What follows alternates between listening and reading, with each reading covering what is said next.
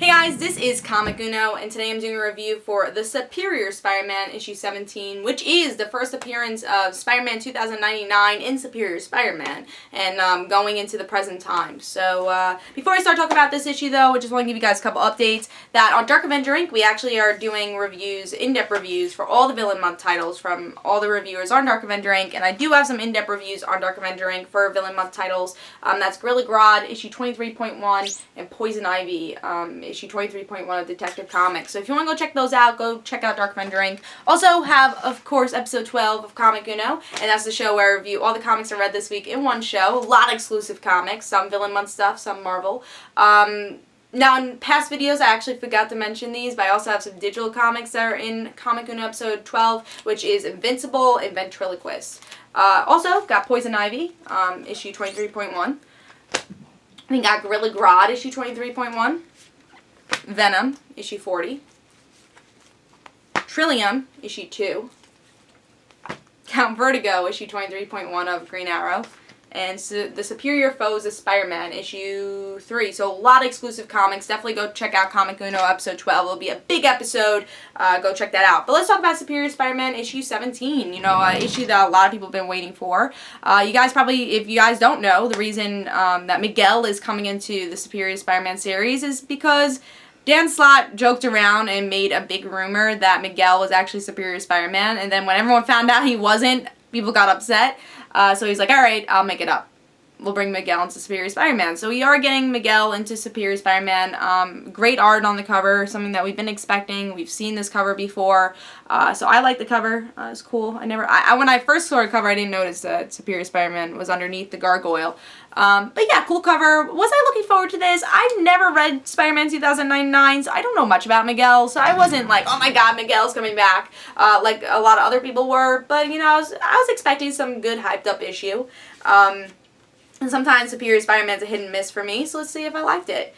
So at the beginning we get to see that there's a time rift in 2099, and Spider-Man of 2099 has to save the day. But he doesn't know really where this time rift is coming from. So the scientists from this time say, alright, you gotta go back in the past, try to fix all this. And he's like, alright, so he goes back into the past.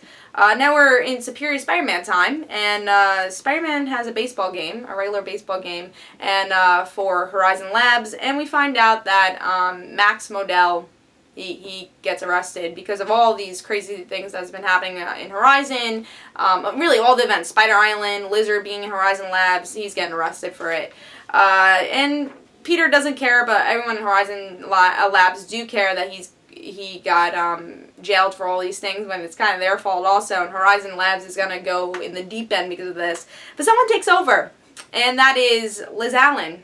I'm sure that name is familiar because she's one of, I guess, Peter's best friends from high school. And she's head of a chemical plant now, which is Allen Chemical, which will be taking over Horizon Labs. Now, Horizon Labs is very upset about this. They don't want to be taken over, and there's this guy who's working with Liz who's kind of suspicious. What is he going to do? He's the head of Horizon Labs now. He's going to be kind of the person that, like the manager, I would say, of Horizon Labs. So Spider-Man's going to look into this. Who is this guy? Why does he want to do this? And we'll see how that all works out. But Max, well, not Max, everyone, all the scientists in Horizon Labs, they want to go back in the past to try to fix everything. But Spider-Man 2099 comes from the time machine, and now he's into the present. And he's going to have to come face to face with Superior Spider-Man. And that's what happens in this issue. I thought this was an okay issue. I thought the beginning was a little slow, maybe because I didn't really learn anything about Miguel. It didn't make me enjoy the character. I'm hoping as the story arc does go on and be like, oh yeah, Miguel, I love him. And also the dialogue in the beginning was really weird. Dan Slott trying to make it, I guess, like hip for the future. I didn't think it worked that well. It was really, really weird. A lot of math jokes, I would say. There's like, oh, stock exchange, instead of, oh my goodness, or oh my god. They said, oh, my stock exchange. So I thought that was really weird dialogue, so that kind of took me off from the beginning of this issue. But once you go into the Superior Spider-Man story, it's kind of like going back into that Amazing Spider-Man feel, and which I think Superior Spider-Man has been doing a lot more now, which I've been happy with. So I guess the second portion was a good portion. I like the second portion. Then Liz Allen taking over, I didn't expect to get some Green Goblin scenes here, which is a little tricky. he's acting a little weird, so is he Peter? Some people are guessing that. Maybe he is. I always have that mind frame when I'm reading this. So we have some Green Goblin scenes, which might be leading up to something else. So, you know, I thought it was an okay issue. I think the second portion definitely saved it for me.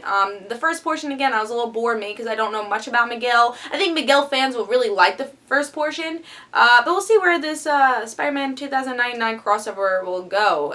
You know, it was okay. I liked it. I thought it was an okay beginning. So I give this 3.5, 3.5 stars. It was okay. I give it, you know, it's definitely worth picking up, but the first half kind of lost it for me, and then it got saved by the second half. So I give it 3.5. Hope you guys enjoyed. This is Comic Unknown, guys. Don't forget to follow me on Twitter for Comic Unknown and the random situations, and don't forget to like my Facebook page.